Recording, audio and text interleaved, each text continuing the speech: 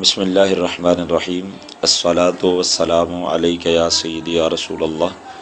الصلاۃ والسلام علیک یا سیدی یا حبیب اللہ۔ حضرت عبداللہ بن عمر رضی اللہ تعالی عنہ سے مروی، یہ نبی کریم رؤوف الرحیم صلی اللہ تعالی علیہ وسلم کا فرمان علی شان بخاری و مسلم شریف میں موجود ہے۔ فرمایا ان اللہ لا یقبض العلم انتزاعا ینتزعہ من العباد، فرمایا کہ بے شک اللہ تعالیٰ اس علم کو اس طرح قبض نہیں کرے گا کہ لوگوں سے اسے چھین لے، ولیکن یقبض العلم بقبض العلماء، بلکہ وہ علماء کو قبض کرنے کے ذریعے اس علم کو قبض کرے گا۔ حتی اذا لم یبق عالما اتخذ الناس رؤوسا جہالا، فرمایا یہاں تک کہ جب وہ کسی بھی عالم کو باقی نہیں رہنے دے گا تو لوگ جاہل لوگوں کو اپنا پیشوا بنائیں گے اور اپنا امام بنائیں گے۔ فسئلوا، اور انہی لوگوں سے وہ سوال کریں گے، فافتوا، اور وہی جاہل لوگ جو ہیں فتویٰ دیں گے، بغیر علم کے باوجود فتویٰ دیں گے۔ فضلوا واضلوا، فرمایا وہ خود بھی گمراہ ہوں گے فتویٰ دینے والے جو بغیر علم کے فتویٰ دیں گے، اور دوسروں کو بھی گمراہ کریں گے۔ مجھے بہت سے پیجز کے ایڈمنس احباب نے یہ فرمایا کہ جو گزشتہ شب حمزہ علی عباسی نامی کسی اداکار نے ختم نبوت کے حوالے سے اپنے پروگرام میں کلام کیا ہے کہ ریاست کو کیا حق پہنچتا ہے کہ اس پر جو ہے وہ کلام کرے، اور ریاست جو ہے وہ احمدیوں کو اور مرزائیوں کو کافر قرار دے۔ تو یہ حدیث مبارکہ مجھے بار بار یاد آ رہی تھی، اور یہ حالات بالکل ایسے ہی ہو چکے ہیں کہ جس کے بارے میں نبی کریم رؤوف الرحیم صلی اللہ تعالیٰ علیہ وسلم نے ارشاد فرمایا تھا کہ میں دیکھ رہا ہوں کہ میری امت میں اس طرف کثرت سے فتنے نکلیں گے کہ جیسے بلوں سے چیونٹیاں نکلتی ہیں، اس طریقے سے کثرت سے فتنے نکلیں گے، اور فتنوں کو پہچاننا سب سے مشکل امر ہو جائے گا۔ بندہ پوری جستجو کے ساتھ اور پوری ہمت کے ساتھ فتنوں سے بچنے کی کوشش بھی کرے گا، پھر بھی نہیں بچ پائے گا، مگر وہ بندہ بچے گا کہ جو اللہ کی بارگاہ میں گڑ گڑا کر اور بار بار عرض و معروضات کرتا ہوگا کہ یا اللہ مجھے فتنوں سے محفوظ فرما۔ آج وہی حالات ہیں جب رقاصائیں معلمات بن کر دین سکھانا شروع کر دیں، اور جب سنگر، گلوکار اور عرف عام میں کنجر دین سکھانا شروع کر دیں اور دین کے مبلغ بن جائیں، تو پھر صدیقہ کائنات سیدہ عائشہ صدیقہ رضی اللہ تعالی عنہا کی توہین نہیں ہوگی تو کیا ہوگا؟ پھر حج کے معاملے پہ جو ہے وہ حرزہ سرائی نہیں ہوگی تو کیا ہوگا؟ جب اہل علم سے لوگوں نے رابطہ اپنا توڑا اور ان جہال کو اپنا پیشوا مانا، تو پھر یہی تباہی اور بربادی جو ہے وہ قوم کا مقدر ہوگی۔ رہی یہ بات کہ اس حمزہ علی عباسی نامی کسی انسان کا اس پہ کلام کرنا کہ ریاست کو کس نے حق دیا ہے کہ وہ غلام احمد قادیانی یا اس کی اتباع کرنے والے اور اس کے کو ماننے والوں کو کافر قرار دے۔ تو بڑی حیرانگی مجھے اس بات پہ ہوئی کہ جب غازی اسلام مجاہد ملت اسلامیہ حضرت غازی ملک ممتاز حسین قادری رضوی شہید رحمۃ اللہ تعالی علیہ نے شیطان تصیر کو واصل جہنم کیا، تو یہی وہ لبرل طبقہ تھا کہ جب کہتا تھا کہ ممتاز قادری کون ہوتا ہے یہ کام کرنے والا، یہ کام تو ریاست کا ہے۔ تو آج انہیں یہ یاد آ رہا ہے جب ان کا مسئلہ ہے مرزائیوں کا، تو انہیں یہ یاد آ رہا ہے کہ ریاست ہوتی کون ہوتی ہے یہ کام کرنے والا، یہ تو کام علماء کا ہے کہ وہ ان کو کافر قرار دیں۔ تو یہ دو رنگی پالیسی ہماری سمجھ سے بالا تر ہے۔ بہرحال ہم اس سوال کا جواب اپنے کچھ مخلص دوستوں کے حکم کے مطابق عرض کر رہے ہیں کہ ریاست مدینہ کا جو ہے وہ کیا کام تھا اور ریاست مدینہ نے کیا کیا اس معاملے میں، چونکہ ہمارے لیے آئیڈیل کردار جو ہے وہ ریاست مدینہ کے قوانین اور ان کے قواعد و ضوابط ہیں بحیثیت مسلمان۔ حمزہ علی عباسی کو اپنے نام کی لاج رکھتے ہوئے رسول اللہ صلی اللہ تعالیٰ علیہ وسلم کے دو چچا حضرت حمزہ حضرت عباس رضی اللہ تعالیٰ عنہما اور پھر علی حضرت سیدنا علی المرتضیٰ رضی اللہ تعالیٰ عنہ کے نام کی لاج رکھتے ہوئے تھوڑا سا دین کو سمجھ لینا چاہیے تھا اور پھر اس پہ اس کو کلام کرنا چاہیے تھا، مگر جو اس نے کیا اور بار بار سوال اٹھایا، ہم اس کا جواب عرض کیے دیتے ہیں کہ یہ ریاست ہی کا کام ہوا کرتا ہے۔ ہم یاد دلانا چاہیں گے کہ جب مدینہ طیبہ میں منافق مومنوں سے ملے ہوئے تھے تو یہ ریاست ہی کا کام تھا کہ مسجد نبوی شریف سے نام لے لے کر منافقوں کو مسجد سے نکالا گیا۔ ہم یہ بھی بتانا چاہیں گے کہ جب منافقوں نے مسجد درار بنائی تو اللہ تبارک و تعالیٰ نے قرآن میں حکم ارشاد فرما دیا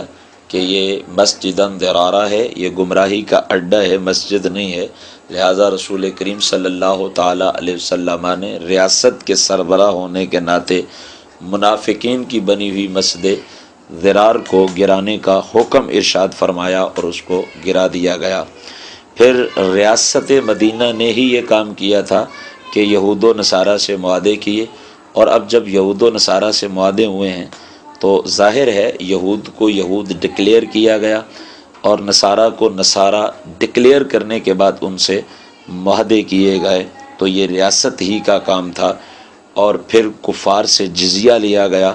اہل کتاب کے لیے اور غیر اہل کتاب کے لیے الگ الگ قوانین بنائے گئے، ڈکلیئر کیا گیا کون اہل کتاب ہے اور کون غیر اہل کتاب ہے، ان کے لیے قوانین اور ضابطے تیار کیے گئے، تو یہ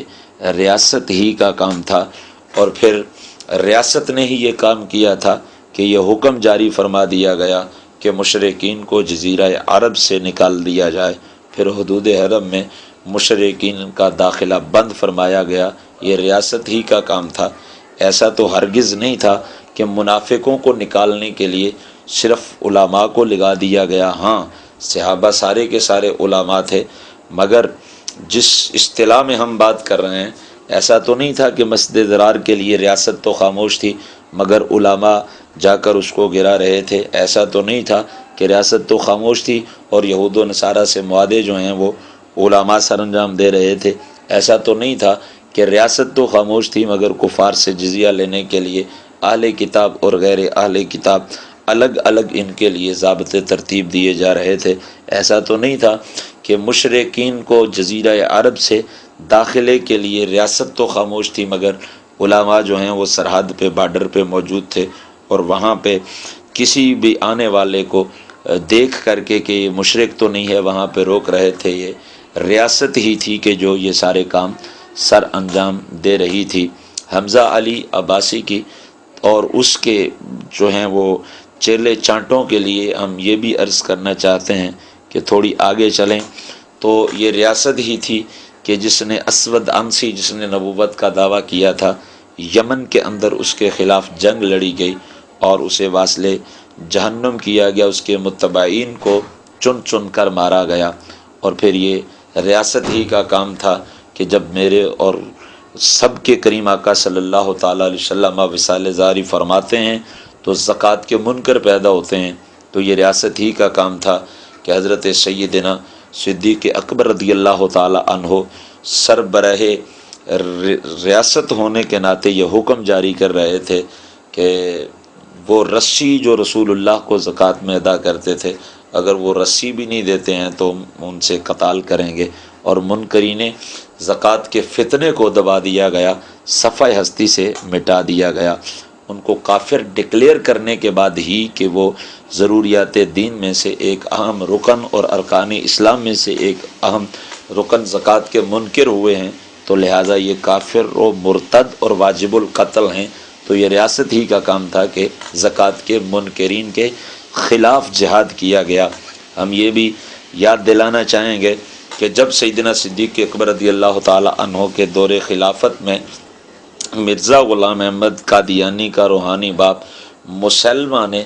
اعلان نبوت کیا تھا اور ایک اچھی خاصی فوج لے کر مقام یمامہ پہ لڑنے کے لیے نکلا تھا تو یہ ریاست ہی کے حکم پہ حضرت سیدنا خالد بن ولید رضی اللہ تعالی عنہ وہاں پہ تشریف لے کے گئے اور مسلمہ قذاب کو اور اس کے ساتھیوں کو واصل جہنم کیا۔ یہ ریاست ہی کا کام تھا۔ اور میں یہاں پہ یہ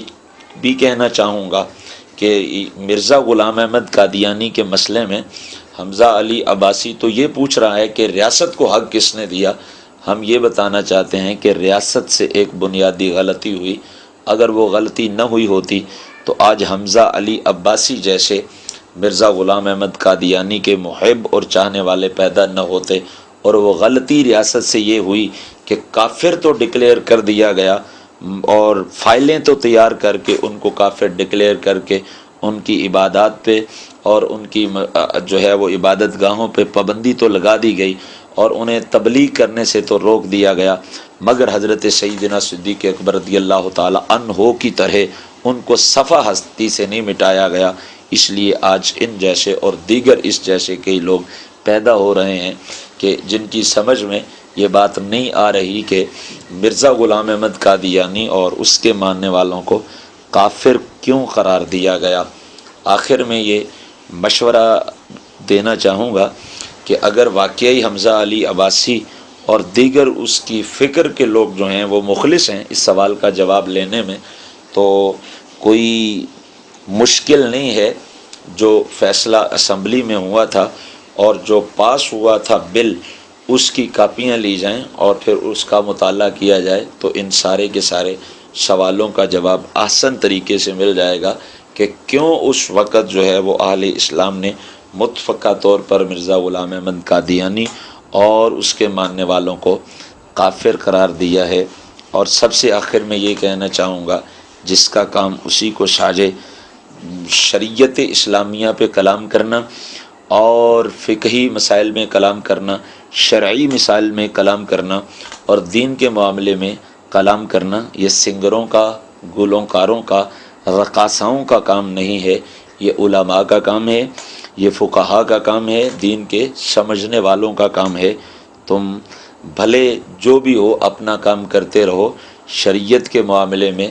رائے زنی کا تمہارے پاس کوئی حق نہیں ہے، کیونکہ تو نے دین کو نہ پڑھا، تم نے دین کو نہ سمجھا، نہ شریعت کو سمجھا۔ آج تو عالم عجیب و غریب ہے، یہی ٹی وی چینلز پہ بیٹھ کر معاذ اللہ نبی رحمت شفیع امت صلی اللہ تعالی علیہ وسلم کے حوالے سے ہر دوسرے دن کوئی نہ کوئی بندہ جھوٹ بکتا ہوا نظر آتا ہے، جبکہ بخاری شریف میں رسول اللہ صلی اللہ تعالی علیہ وسلم کا یہ فرمان ہمارے لیے اور ان لوگوں کے لیے ہدایت کا سرچشمہ ہے۔ فرمایا من کذب علی متعمدا فلیتبوأ مقعدہ من النار۔ فرمایا کہ جو شخص جان بوجھ کر ہماری طرف جھوٹ کی نسبت کرے اور جھوٹی بات کو منسوب کرے، وہ اپنا ٹھکانہ جہنم میں تیار کر لے۔ اس لیے انہیں جو دین کو نہیں سمجھتے ہیں اور شریعت کو نہیں سمجھتے ہیں، انہیں دین کے معاملے میں خاموش رہنا چاہیے، یہی ان کے لیے بھلا مشورہ ہے۔ یہ شریعت اسلامیہ کا مسئلہ ہے، یہ دین کا مسئلہ ہے، اس میں تھوڑی سی بھی ٹھوکر لگ جائے تو بندے کے ایمان کے تباہ ہونے کا خطرہ ہوتا ہے۔ اللہ تعالیٰ اپنے حبیب صلی اللہ تعالی علیہ وسلم کے صدقے سے ہمیں فتنوں سے محفوظ رکھے، اور یہ جو نئے نئے فتنے الیکٹرانک میڈیا پہ جنم لے رہے ہیں، اللہ تعالیٰ ہمیں اور ہماری اولادوں کو اور تمامی مسلمانوں کو اس سے محفوظ رکھے۔ آمین آمین ثم آمین وما علینا الا البلاغ المبین۔